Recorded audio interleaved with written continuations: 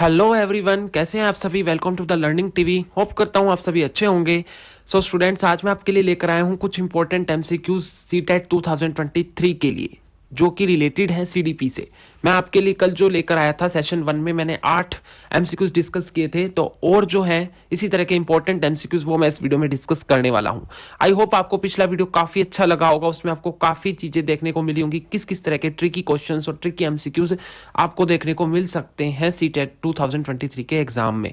तो सीडीपी ही सबसे थोड़ा सा डिफिकल्ट हमारा पोर्शन रहता है, तो उसी के ही मैं आपको एमसीक्यूज लगातार करवाता रहूंगा। इसी तरह के सेशंस आपको रोज मिलते रहेंगे। तो इसीलिए आप चैनल को सब्सक्राइब कर दीजिएगा। अगर वीडियो आपको अच्छा लग रहा हो तो लाइक कर दीजिएगा। तो हम स्टार्ट करते हैं अपने पहले एमसीक्यू से। हमारा पहला एमसीक्यू है, WHO के अनुसार कौन सा आयु वर्ग किशोरावस्था के अंतर्गत आता है। ये एक सिंपल क्वेश्चन है। कई बार सिंपल क्वेश्चन भी आ जाते हैं। वही बात है कि आप बड़े बड़े ट्रिकी या मुश्किल क्वेश्चन करते रहते हैं और सिंपल क्वेश्चन ध्यान नहीं रहते, तो आंसर हमारा गलत हो जाता है। तो अब देखिए, जो हमारे ऑप्शंस है ना, अब आपको आता होगा, आपको पता होगा, लेकिन ऑप्शन ही आपको कंफ्यूज कर देंगे। तो इसीलिए मैं इस तरह के ट्रिकी एमसीक्यूज आपके लिए लेकर आया हूँ।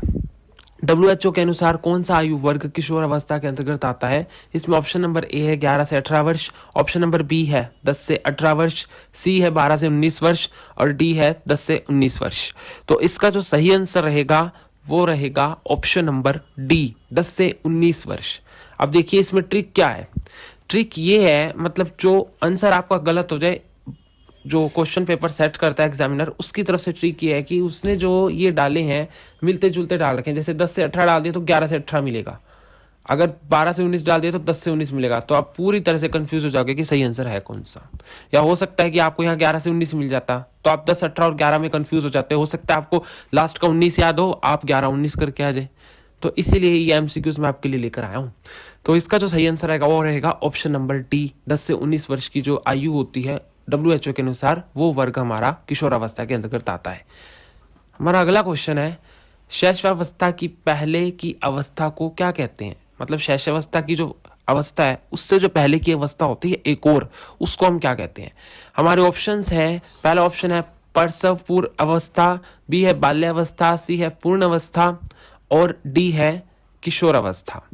तो इसका जो सही आंसर रहेगा वो रहेगा हमारा ऑप्शन नंबर ए, प्रसव पूर्व अवस्था। मतलब कि प्रसव से पहले की जो गर्भ में अवस्था होती है ना, शैशवावस्था की पहले की जो अवस्था होती है, जब वो गर्भ में होता है, तो उस अवस्था को हम प्रसव पूर्व अवस्था बोलते हैं।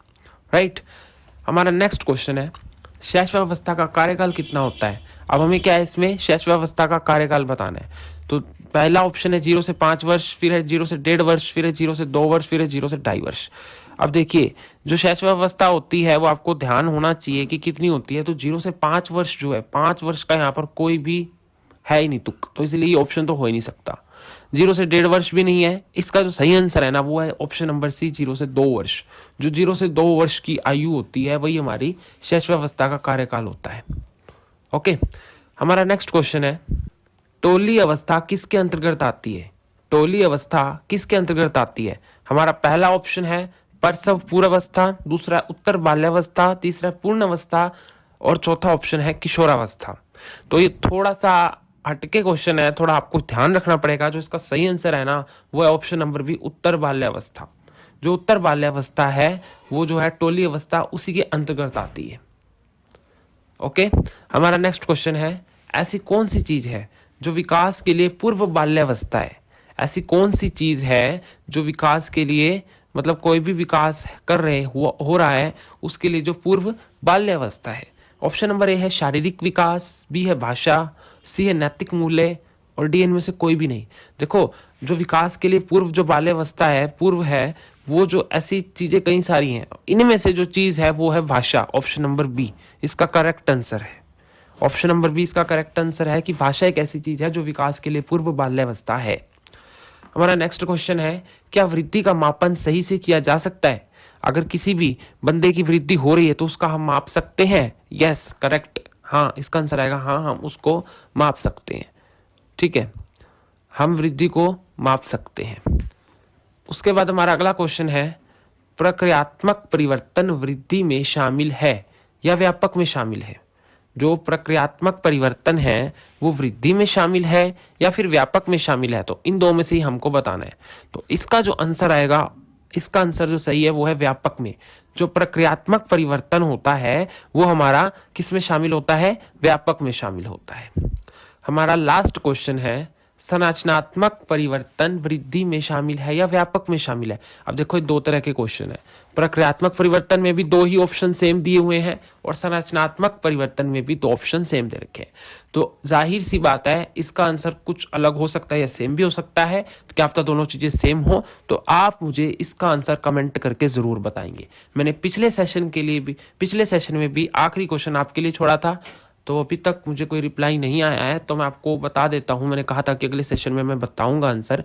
और एक बात और, जो इसका फटाफट आंसर करेगा 8th क्वेश्चन का, उसका नाम मतलब कमेंट में जो भी आंसर करेगा उसका नाम मैं वीडियो में लूंगा और बताऊंगा कि इन्होंने इसका आंसर बिल्कुल ठीक दिया है, गलत दिया है। तो हमारा जो पिछले सेशन का क्वेश्चन था ना, 8वां क्वेश्चन, सतत का अर्थ है लगातार चलना, लगातार परिवर्तन होना, लगातार पीछे मुड़कर देखना, लगातार संघर्ष करना। तो इसका जो सही आंसर है ना वो है ऑप्शन नंबर ए, लगातार चलना। ये इसका करेक्ट आंसर है।